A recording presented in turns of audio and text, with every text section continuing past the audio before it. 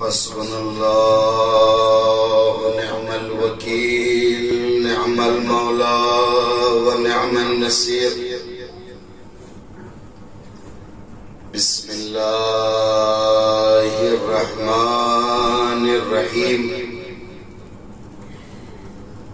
الحمد لله الذي لا يبلغ مدحته القائلون ولا يعصي نعماءه العادون، ولا يؤدي حقه المجتهدون، الذي ليس لصفته حد محدود ولا نعت موجود ولا أجل ممدود. فطر الخلائق بقدرته ونشر الرياح برحمته، ووتدا بالصخور ميدان أرضه. ثم الصلاة والسلام على الدافع جيشات الأباطيل والدامغ صولات الأضاليل، النور الساطع والضياء اللامع، المنهاج البادي والكتاب الهادي، المشهود بكعبة وهجرته بطيبة، مولانا ومولى الثقلين جد الحسن والحسين بالقاسم محمد. اللهم صل على محمد وآل محمد. والصلاة والسلام على آله الطيبين الأطهرين المنتخبين المنتجبين، ولعنة الله على أعدائهم دائما باقيا متواترا متواصلا متكاثرا متزافرا من الآن إلى قيام يوم الدين. أما بعد، فقد قال الله تعالى وتبارك في كتابه المحكم وكتابه المتقن وقوله أحسن. بسم الله الرحمن الرحيم. ولو أنهم أقاموا التوراة والإنجيل وما أنزل إليهم من ربهم لأكلوا من فوقهم ومن تحت أرجلهم، منهم أمة مقتصدة وكثير منهم ساء ما يعملون. اللهم صل على محمد وآل محمد وعجل فرجه. عزاداران مظلوم کربلا، سوگواران حسینی، بے وجوہ میں آج آپ کی خدمت میں وقت پہ نہیں حاضر ہو سکا، لیکن سعادت اس رخ سے رہی کہ مولانا کی تقریر اور مصائب کو سننے کا شرف حاصل ہوا. اور یہ تو ذکر آل محمد تسبیح کے دانے ہیں، چاہے اللہ اکبر سے شروع کریں چاہے سبحان اللہ سے، تسبیح ہی کہلاتی ہے. کسی بھی دانے کو گردش کریں گے اور ذکر پروردگار ہی ہوگا اور ذکر آل محمد. چونکہ وقت بالکل آخری مرحلوں میں داخل ہے اور ہمیں یہاں سے جا کے آمادگی کرنی ہوتی ہے دیگر امور کے لیے. دنیا میں دو ہی ایک ایسی چیز ہے جو سب سے زیادہ پڑھی جاتی ہے اور سب سے زیادہ زبانوں میں پڑھی جاتی ہے. ایک کا نام قرآن ہے، دوسرے کا نام کربلا ہے. دنیا میں جتنی زبانیں بولی جا رہی ہیں اور اگر ان کا الفابیٹ موجود ہے تو اس کا ترجمہ قرآن کا اس زبان میں موجود ہے. اور جہاں کہیں بھی قوت گویائی اللہ نے عطا کی ہے، جس بھی دنیا کے خطے اور علاقے میں اگر وہاں لوگ بولنے اور سننے کا سلیقہ رکھتے ہیں تو کربلا وہاں پڑھی اور سنائی جاتی ہے. اور دونوں کا معجزہ یہی ہے کہ قرآن کو جتنا پڑھتے جاتے ہیں کبھی تھکن کا احساس نہیں ہوتا. کربلا جتنا سنتے جاتے اتنی حیات میں اضافہ ہوتا چلا جاتا ہے. ورنہ دنیا کی بڑی سے بڑی ٹاپ موسٹ جتنی اگر کتابیں ہوتی ہیں جو ملین کے ان کو حساب سے وہ چھپتی ہیں، 1 سے 2 بار کے بعد انہیں کوئی پڑھتا نہیں ہے، اس لیے کہ پڑھتے ہی وہ جان جاتا ہے کہ اس کا کلائمیکس کیا ہے، اس کا ریزلٹ اور اس کا نتیجہ کیا ہے. ایک بار پڑھ لیتا ہے جاننے کے لیے، دوسری بار پڑھتا ہے لذت کے لیے، تیسری بار بھی اس میں جان نہیں رہ جاتی ہے. دنیا کے اہم سہم واقعہ اور داستان اور قصے کو اگر آپ اپنے بچوں کو، جسے لوری کے انداز میں اگر آپ اپنے بچوں کو ہمارے مائیں اور بہنیں سناتی اور سنا کر کے سلاتی ہیں، 3 سے 4 بار جب وہ لوری بچے کو یاد ہو جاتی ہے تو ماں آدھا بولتی ہے، بچہ اس سے آگے آگے بولتا رہتا ہے. اس لوری کو بچہ آگے آگے بولتا جاتا اور آخر میں کہہ دیتا ہے رہنے دیجیے ہمیں نیند آنے لگی ہے. لیکن سلام اس قرآن پر، اس داستان کربلا پر. بچہ لوری کی جگہ قرآن کو سنتا تو ہے مگر سوتا نہیں ہے، دیمار ایمان اور جگتا چلا جاتا ہے. اور اسی کو جگانے کی ضرورت ہے. وقت چونکہ میرے پاس انشاءاللہ پھر میں کل آپ کی خدمت کروں گا، ایک مصائب سے ڈسکنیکٹ آپ نہ ہونے پائے، اسی ہوا اور فضا میں رہیں. دنیا میں عربی لٹریچر میں اگر اس کا قانون یہ ہے عربی لٹریچر کا کہ اگر آپ دیکھیے گا جتنی روایتوں کو اٹھا کر کے اس میں یہ کہا گیا کہ اگر آپ اس عمل کو انجام دیتے ہیں تو یہ 70 نیکیوں کے برابر ہے. یہ عمل اگر آپ انجام دیتے ہیں تو 70 حج کے برابر ہے. یہ عمل اگر آپ انجام دیتے ہیں تو گویا 70 انبیاء کو کھانا کھلانے کے برابر. جہاں مثبتات اس کے بتائے ہیں وہی روایتوں میں یہ بھی آیا ہے کہ اگر خدا نخواستہ کوئی انسان یہ عمل انجام دیتا ہے تو وہ گویا اس نے 70 نبیوں کو قتل کر دیا ہے. اگر اس نے یہ گناہ کیا تو گویا اس نے 70 اولیاء کا قتل کر دیا ہے. میں یہ جاننا چاہتا ہوں کہ چاہے مثبت ہو یا منفی، نیکی ہو یا سزا، قرآن نے بتانے کے ساتھ ساتھ احادیث نے اور جو روایتوں نے بتایا وہ یہی ہے کہ 70 نیکیوں کے برابر، 70 انبیاء کو قتل کرنے کے برابر. یہ 70 ہی کا لفظ کیوں ہے؟ کیا عربک میتھمیٹکس آ کر کے یہاں پہ اٹک گئی ہے؟ یہ ادبیات عرب میں 70 سے آگے کوئی گنتی ہی نہیں ہے. ایک بات پہنچانا چاہتا ہوں، میں گریز کروں گا یہاں سے. کیا عربی ریاضیات میں اور عربی ادبیات میں کیا 70 سے آگے کچھ نہیں ہے؟ کہا کہ جب عربی میں کسی کثرت اور انتہا کو بتانا ہوتا ہے تو 70 کا لفظ استعمال کیا جاتا ہے. 70 نیکیوں کے برابر، 70 عمرے کے برابر، 70,000 حج کے برابر، 70 انبیاء کے قتل کے برابر ہے. عربی کی میتھمیٹکس اور ریاضیات جہاں پر دم جا کر کے توڑ دے، انتہا جہاں ہو جائے وہاں 70 کہا جاتا ہے. اور اس سے 2 قدم جو بڑھ کے اپنی قربانیاں 72 پیش کر دے اسے حسین کہتے ہیں. جو اس سے بھی 2 قدم آگے بڑھ کر کے اپنی قربانیوں کو پیش کر دے اسے شہنشاہ کربلا، خلیل کربلا، مہمان دشت نینوا کہتے ہیں. اور عظیم قربت و عظمت کی دلیل یہی ہے. میں نے کیا آپ خدمت میں قرآن جتنا پڑھتے چلے جائیں نہ ذہن اس سے پشمردہ ہوتا ہے، نہ دل تھکتا ہے، نہ روح تھکتی ہے.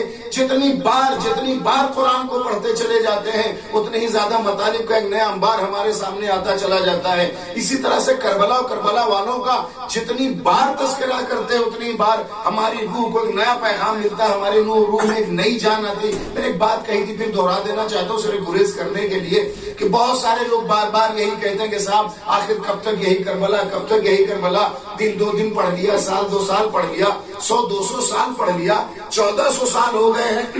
کب تک اس کربلا کو آپ پڑھتے رہیں گے؟ کب تک اس کربلا کو آپ پڑھتے رہیں گے؟ بہت ہو گئی پرانی یا داستان، بس اس کو ختم کر دیا جائے.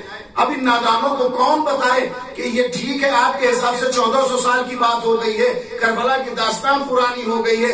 جاؤ پیغام دے دو اس سورج کو یہ بہت پرانا ہو گیا، اب نہ نکلے. پیغام دے دو سورج کو اب یہ نہ نکلے، کروڑوں سال کا یہ ہو گیا سورج، یہ نہ نکلے. سورج مسکرا کے یہی جواب دے گے نا، ایک دن نہ نکلو تو تمہاری زندگی میں صبح نہیں ہوگی. اور یہی پیغام دے گا، ایک دن اگر نہ نکلوں تو تمہاری زندگی میں صبح نہیں ہوگی. اتنا پرانا ہے سورج لیکن جب بھی نکلتا ہے تو نئی صبح کا پیغام دے جاتا ہے. کربلا تمہارے حساب سے 1500 سال پرانی داستان ہے، ٹھیک ہے 1500 سال پرانی داستان، لیکن جب بھی یہ پڑھا جاتا ہے تو یزیدیوں کے دل دہل جاتے ہیں، چہروں سے نقاب اتر جاتی ہے، ظالم حکومتیں لرزہ بر اندام ہو جاتی ہیں۔ وہ جو سوچتے بھی ہیں ظلم کرنے کے لیے، ایک بار سوچتے ہیں کہ یزیدیوں میں ہمارا نام نہ آنے لگے۔ وہ بکے ہوئے مفتی اور بکنے والے جتنے ان کے منظور آدھیوں جیسے خطبہ ہیں اور ان کے ذاکرین، بلکہ تو پاکیزہ لفظ ہے، جتنے وہ گویے ہیں،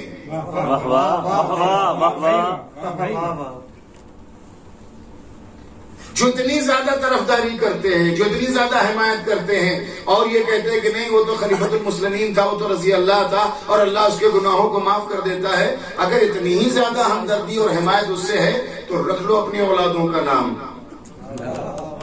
وہ جو اس کی حمایت کا ڈنگا پیٹتے ہیں، جو بینر لے کر کے نکلتے ہیں، رضی اللہ کا نام اس کے ساتھ ساتھ یزید پلید کے ساتھ لگاتے ہیں، وہ بھی جانتے ہیں پیسہ جب تک ہے تب تک روڈ پہ رہیں گے، لیکن نام اتنا پلید ہے کہ اولادوں کا نہیں رکھ سکتے۔ اور اگر ہے دم، اگر ہو اپنے سچے تو رکھو اولادوں کا نام، لگا دو اولادوں کا نام۔ تو انسان اگر سچ یہی کہ اگر کوئی بچہ شرارت کرتا ہے تو کہتے ہیں بھائی یہ بہت شیطان ہے، یہی کہا جاتا ہے نا کہ کبھی کبھی تو اتنا زیادہ جوش خیزت میں جاتے ہیں ماشاءاللہ بہت شیطان ہے، کہتے ہیں ماشاءاللہ بہت شیطان ہے۔ باپ کے سامنے کہیں، ماں کے سامنے کہیں، عزیزوں کے سامنے کہیں، کوئی ناراض ہونے کے لیے تیار نہیں ہوتا ہے۔ کسی میں دم کسی غیر مذہب تک کا بھی ہو، اگر اس کا بچہ کچھ بھی کہہ جائے کہ بڑا یزید ہے، وہ جو یزید کو یزید بنانے کا سبب بنا ہے، اس کے ساتھ ماشاءاللہ کا لفظ برداشت کر لیتے، یہ نام برداشت نہیں کرتے۔ اور اگر کسی بڑے سے بھی بڑے کو اگر کہہ دو تم حسین جیسے ہو، تو سجدے میں گن کے کہے گا کہاں ذرہ کہاں آفتاب ہے، کہاں خاک ہے کہاں نور ہے، کہاں وجود ہے کہاں عدم ہے، اسمِ ہم اور کہاں وہ۔ تو یہی ہے کہ حسین علیہ السلام اور ان کے تمام تر ساتھیوں نے مل کر کے یہی بتا دیا کہ اندھیرے کی چادر کو کیسے سمیٹا جاتا ہے اور اجالے کے سورج کو کیسے اگایا جاتا ہے۔ میں معافی چاہتا ہوں، انشاءاللہ حیات دی مولا نے، اور یہ نوکری کا سلسلہ رہا تو میں پھر ایک مفصل میں ادھوری بات نہیں کرنا چاہتا تاکہ ذہن مشوش نہ رہے کر بات ادھوری نہ رہ جائے۔ ان باتوں کو سمیٹتے ہوئے اسی پیغام کو پہنچانے کے لیے کربلا داستان نہیں ہے، درس عبرت ہے۔ کربلا واقعہ نہیں ہے، حیات کا سلیبس ہے۔ کربلا کسی ایک میدان میں صرف ایک لڑی جانے والی جنگ کا نام نہیں ہے، منشور حیات ہے، جس سے انسان کو جینے کا سلیقہ آتا ہے۔ بلکہ یہ کہا جائے کہ شام کے گھٹا ٹوپ اندھیرے میں اگنے اور اگانے والے سورج کی ایک داستان ہے کہ اندھیروں کو ختم کر کے اجالے کو کیسے جنم دیا جاتا ہے۔ اور اسی کے تحت امام نے اپنی تمام تر ان تراکیب اور احتیاطی تدابیر کو اپنایا تھا جس کے ذریعے سے امامت برملا ہو سکے، پیغام الہی لوگوں تک پہنچ سکے۔ اور اسی احتیاط کے تحت امام نے ہر اس اقدام کو لکھا بھی اور انجام بھی دیا ہے جس سے دنیا متوجہ ہو جائے کہ کربلا کیوں جنم لے رہی ہے۔ مدینے سے نکل گا کہ مکے رکنا، اور ایک عجیب اتفاق نہیں، یہ تدبیر الہی ہے۔ 3 شعبان کو حسین مظلوم اس کائنات ہست و بود میں آئے۔ 3 شعبان ولادت ہے امام کی مدینے میں، اور جب زندگی کا آخری سفر کر رہے ہیں اور جب مکے پہنچے تو بھی 3 شعبان کی تاریخ ہے۔ 3 شعبان کو مدینے میں دنیا میں آئے ہیں، اور 3 شعبان کو جو 28 رجب کو نکلے ہیں سفر آخرت کے لیے، کربلا میں سفر آخرت کے لیے، تو 3 شعبان کو آپ مکے پہنچے۔ 6 مہینہ آپ نے ان کے آس پاس وہاں قیام کیا ہے، اور وہاں سے قیام کرنے کے بعد پھر یہ سلسلہ جاری رہا، خطوط کا سلسلہ جاری رہا۔ ہمارے حالات ٹھیک ہو گئے ہیں، آپ یہاں آ جائیے۔ 1300 سے لے کر کے 12,000 تک کے لوگوں نے خط لکھا ہے امام کو، اور مکے کو حج کو عمرے سے تبدیل کرنے کے بعد امام نے قلم اٹھایا، جملہ لکھا، بسم اللہ الرحمن الرحیم من الحسین ابن علی، حسین ابن علی کی جانب سے اہل کوفہ کے نام، انی باعث الیکم، میں تمہاری جانب اس کو بھیج رہا ہوں، اخی وثقتی ومن اہل بیتی مسلم ابن عقیل، اہل کوفہ، میں تمہاری جانب اس کو بھیج رہا ہوں جو میرا بھائی ہے، میرا بھروسے مند ہے، اور اب اہل بیت میں سے مسلم پہنچتے ہیں۔ تاریخ نے لکھا ہے کہ 18,000 لوگوں نے مسلم کی بیعت کی ہے۔ دیکھیے کربلا داستان پوری پڑھنے کی ضرورت ہے، سے احساس پڑھے مر جانے کے لیے کافی ہے۔ 18,000 لوگ بیعت کی، مسلم نے قلم اٹھایا، بسم اللہ الرحمن الرحیم، سیدی و مولائی آقا، کوفے کے حالات بہت بہتر ہیں اور 18,000 کے لوگوں نے میری بیعت کر لی، اب آپ کوفے کی طرف آ جائیے۔ نماز تمام ہوئی، مغرب کی نماز میں ہزاروں لوگوں کا مجمع تھا، لیکن جب مغرب پڑھا کہ مسلم پلٹے ہیں تو چند لوگ بھی مسلم کے پاس نہیں تھے۔ اے مسافروں، یہ کرم تیار لوگوں، تم سب وطن سے دور ہونا، سفر میں ہو، مسافرت میں ہو، لیکن اطمینان یہ ہے کہ معصوم خم کے پاس ہے، شہر مقدس خم میں۔ اللہ نہ کرے کوئی پردیس میں تنہا ہو جائے، اللہ نہ کرے اس کو کوئی پوچھنے والا نہ ہو جائے۔ نماز پڑھ کر کے جب مڑے ہیں تو کوئی نظر نہیں آتا۔ اب جب نکلے ہیں، اتنا بڑا شہر ہے، انجانا شہر ہے، پردیس ہے، ناشنا شہر ہے، گلیوں سے کوچوں سے ہوتے ہوئے جاتے، ہائے مسلم جائے نہ جائے، کہاں جائے، کس کے دروازے پہ جا کے دخل باب کرے، تھک ہار کر کے دروازے پہ بیٹھ جاتے ہیں۔ ایک بڑھیا ہے جس کا بیٹا گھر سے گیا ابھی تک واپس نہیں آیا، اس نے چند بار دروازے کو کھولا، دیکھا ایک اجنبی ایک مسافر بیٹھا ہوا ہے۔ تیسری بار جب اس بڑھیا نے دروازے کو کھولا، پوچھا کون ہو تم؟ کہا میں مسافر ہوں۔ میں مسافر ہوں۔ کہا تم اپنے گھر کیوں نہیں چلے جاتے؟ ایک غریب و دیار لوگوں برداشت کرو کہ مسلم نے جملہ کہا، وہ کہاں چلا جائے جس کا اپنا کوئی گھر نہ ہو؟ وہ پردیسی کہاں چلا جائے جس کا اپنا کوئی گھر نہ ہو؟ دروازہ حذیفہ نے طاوا نے بند کر دیا۔ تاریخ نے لکھا چوتھی یا پانچویں بار جب اس نے دروازے کو کھولا تو دیکھا کہ وہ غریب الدیار پھر اسی دروازے پہ بیٹھا ہے۔ تو ایک بار دروازے کو کھول کے اس نے جملہ کہا، انی لم اجوز لک، میں تمہیں اجازت نہیں دیتی، میں تمہارے لیے جائز نہیں سمجھتی کہ تم میرے دروازے پر دیر تک بیٹھے رہ جاؤ، یہ اجنبی شہر ہے، پورا شور ماحول۔ تاریخ نے لکھا جیسے اس جملے کو سنا کہ میں تمہارے لیے جائز نہیں سمجھتی، امام کا سفیر تھا، شریعت کا پاسبان تھا، اٹھ کھڑا ہوا، لیکن جاتے جاتے مڑ کے یہ کہا میں جاؤں تو کہاں جاؤں، میری کوئی پہچان کا نہیں ہے، میں تنہا ہوں۔ کہاں رہنے والے کہاں کے نام مدینے کے، مدینے کا نام سننا تھا، وظیفہ کرم گئے کس محلے کے، کہاں محلے بنی ہاشم کے، نام کیا ہے مسلم۔ ہاتھوں کو جوڑ کے کہا کہیں میرے سفیر تو نہیں ہے میرے آقا کے، میں حسین کے سفیر ہوں۔ ہاتھوں کو جوڑا، گھر میں دعوت دی، احترام سے بیٹھایا، جو کچھ نہ پیش کیا۔ تاریخ نے لکھا ہے کہ یہ امام کا یہ سفیر کافی دیر تک کے لیے عبادت کرتے رہے۔ صبح کے نمازیں، صبح کے بعد کیا عبادت میں مشغول تھے کہ گھوڑوں کی ٹانپوں کی آواز محسوس کی۔ مسلم نے محسوس کیا لگا سپاہیوں کی آمد ہو گئی ہے۔ تاریخ نے لکھا مسلم نے زرہ پہنی، خود پہنی، تلوار کو حمایت کیا، حذیفہ کے ہاتھوں کو جوڑ لیا، باہر نہ جائیے، دشمن آئے ہیں۔ ایک بار کا غیرت ہاشمی اجازت نہیں دیتی، میں جس گھر میں رہوں دشمن اس میں حملہ کر دے، اے مولا تیری غیرت کو سنا، مولا پاس تیری غیرت کو سلام۔ مسلم شہر میں ہے، گھر کے اندر ہے، سپاہیوں کے ٹاپوں کی آواز سنی مگر نکل ہے، میرے خیام حسینی کی طرح جی۔ باہر نکلتے ہیں، ہزاروں کا لشکر ہے، جتھے کا جتھا ہے جو آپ پر حملہ کرتا جاتا ہے۔ تاریخ میں لکھا ہے بنی ہاشم کے شیر کو جس کسی کو بھی بندے خبا سے پکڑ کے پھینکتا تھا تو وہ ہوا میں جا کے معلق ہو جاتا تھا، اوپر جا کے رہتا تھا، باموں تک چلا جاتا تھا، پھر دو ٹکڑے کرتے تھے، مسلم آگے بڑھتے چلے جاتے ہیں۔ دھوکے سے وعدے امانت دے کر کے جب آپ کو گرفتار کیا ہے اور گرفتار کر کے ابن زیاد کے دربار میں لے کر کے آئے ہیں، شیر کی طرح سے سر اٹھا ہوا ہے، نہ نظریں جھکی ہیں، نہ لہجے میں کوئی تھرتھراہٹ ہے۔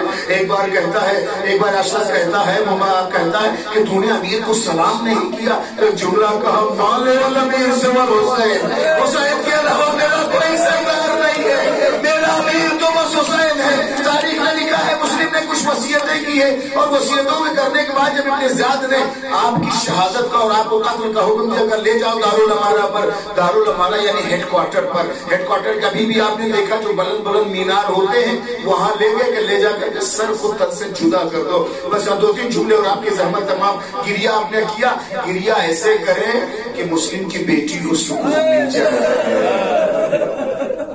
گریہ ایسے کریں کہ قلب پاک حسین کو اطمینان مل جائے۔ تاریخ میں لکھا ہے، مسلم زینے پہ چڑھتے چلے جاتے، سبحان اللہ والحمدللہ ولا الہ الا اللہ واللہ اکبر، نعرے تکبیر پڑھتے جاتے ہیں، تسبیحات پڑھتے جاتے ہیں، آنکھوں سے اشک روا ہے۔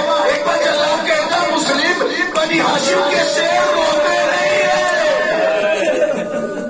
گریہ کرو، جزاک اللہ جزاک اللہ۔ مسلم بنی ہاشم کے شیر موت کے درد سے روتے نہیں ہیں، آنسو کو پہنچ کے کہا، موت سے نہیں رو رہا ہوں، میں نے اپنے آقا کو خط لکھ دیا ہے، تو میرا چاہیے، میرے باپ کی بیٹیاں رسول کی نواسیاں ایمان کے ساتھ۔ سبحان اللہ والحمدللہ ولا الہ الا اللہ واللہ اکبر۔ سر کو تن سے جدا کیا گیا، سر مبارک کو روکا گیا، جسم پاک کو زمین پر پھینک دیا گیا۔ میں کس زبان سے نقل کروں، تاریخ میں کوفے کا منظر لکھا ہے کہ جب وہاں سے کچھ لوگ ہجرت وہاں سے نکل رہے تو کچھ آئے اور کاروان حسینی سے، بس ختم کیا میں نے مصائب کو، کاروان حسینی سے 2 لوگوں نے جب ملاقات کرنی چاہی اور امام نے پوچھا کہ کوفے کے کیا حالات ہیں، تو ان لوگوں نے آنکھ کے اشارے سے کہا کہ آپ کے ساتھ لوگ ہیں۔ امام نے کہا یہ سب ہمارے محرم اسرار ہیں، ان سے کوئی راز چھپاتے نہیں، بتاؤ حالات کیا ہے؟ تو کہا آقا جب ہم کوفے سے نکلے تھے تو مسلم کے پیر میں رسی باندھ آپ کے لاش کو کوفے کی گلی گلی میں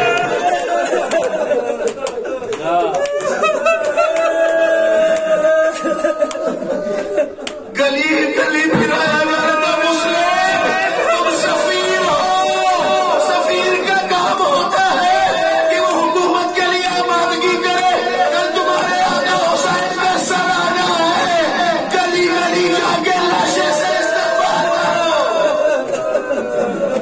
اللہ اکبر، یہ گلی گلی آپ کے لاشیں پار کو نہیں پھرایا جا رہا تھا، اپنے وجود سے ان گلیوں کو صاف کر رہے تھے جہاں کل حسین کو آنا تھا۔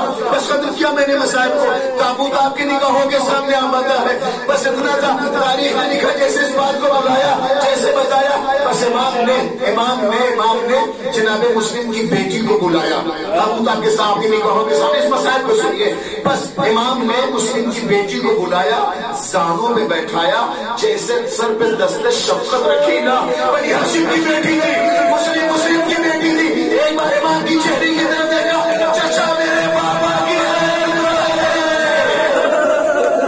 یہ منظر سکینہ دیکھ رہی تھی کہ جب بھی کسی کا باپ شہید کر دیا جاتا ہے تو سر پہ دست شفقت پھیری جاتی ہے۔ آئے اصل رسول باپ کا سر قلم کر دیا گیا، سکینہ کو تماچے لگے، کان کی بالیاں چھین لی گئی۔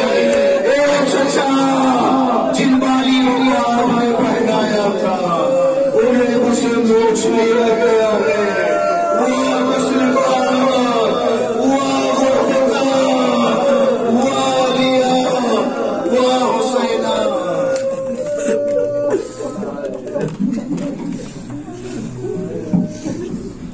مسلم دیا